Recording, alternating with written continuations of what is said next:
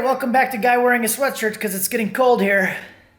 So last couple of videos with the Escalade here, I got the GT45 mounted because I broke my 7875 by sucking a vacuum line into it and got the Holley Terminator X-Max installed and fully integrated into this.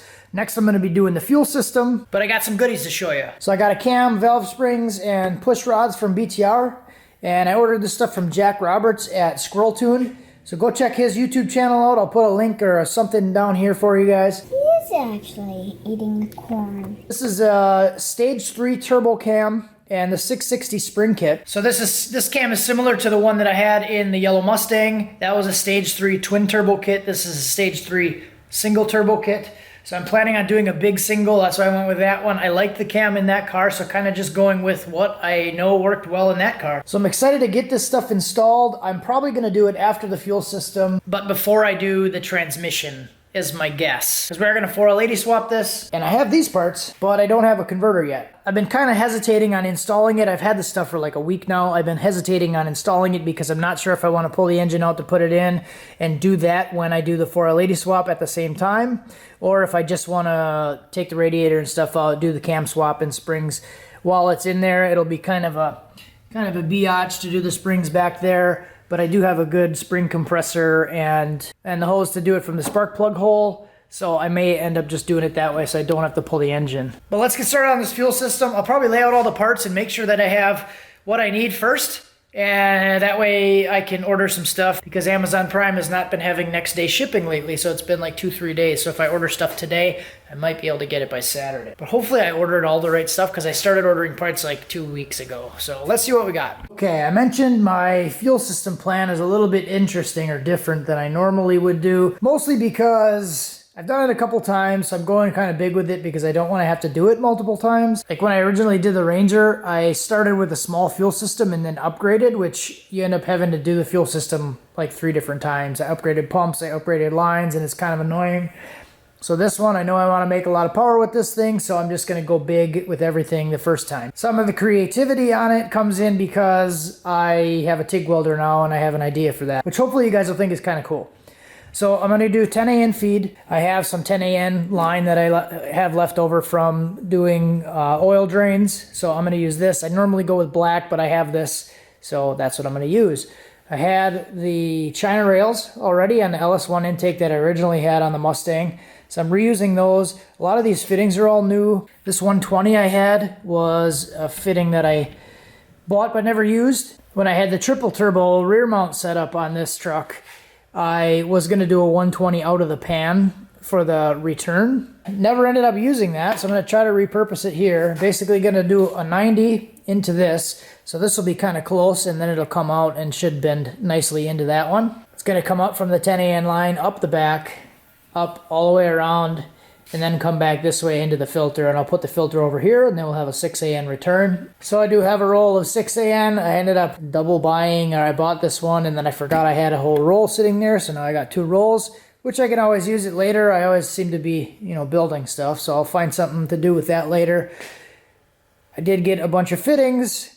Some of these I'm not going to use. Some of them I am going to use. So here's the regulator. It's just the PQY. This is like the $30 eBay guy. I've had really good luck with these, so I'm gonna keep using them. This is a little rubber bulkhead grommet that I'm going to be using for the top of the hat.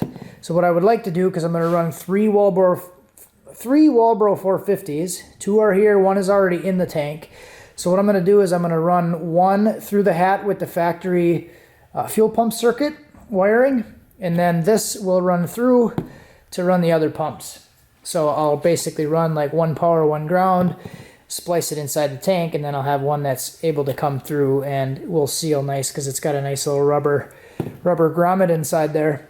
So this is where it's going to get tricky. So what I want to do is I want to use the big evap line on the top of the hat. So there's the 5/16 line, the 3/8 line, and then there's a really big evap line on the top of it.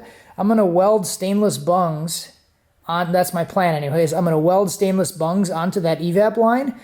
So I'll have a bung on the bottom of the evap, a bung on the top of the evap, and I'm going to repurpose that thing for the 10 AN feed going through the hat.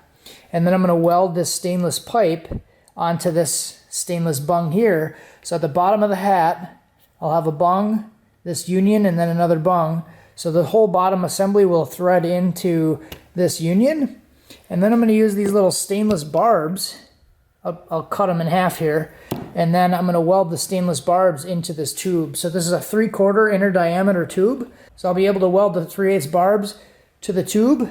And then I'll use these are 200 millimeter, and then they're a 9 millimeter on one end, a 10 millimeter on the other end. And I'll be able to loop them around into the tube, and then that'll give me my feed. So instead of buying like a 3-to-1 like sprinkler head kind of thing or whatever, I'm just gonna make one. So this was really cheap. This tube was like $6, and you know, it's really not too bad. So as I was setting this up, I realized that I could probably do like one barb in between these two pumps, one barb in between the two pumps there, and then one barb on the other side, and loop them around. I'll have 3 separate entry points, and then if I want to keep this tube long, I'll have something to mount all 3 of the pumps to that'll just kind of hang right from the hat. So that's kind of the plan, and I think it'll work out really cool if I can get all this stuff to work, and I'll be able to repurpose the stock hat, the stock electrical circuit, and the evap hole, or the big evap line.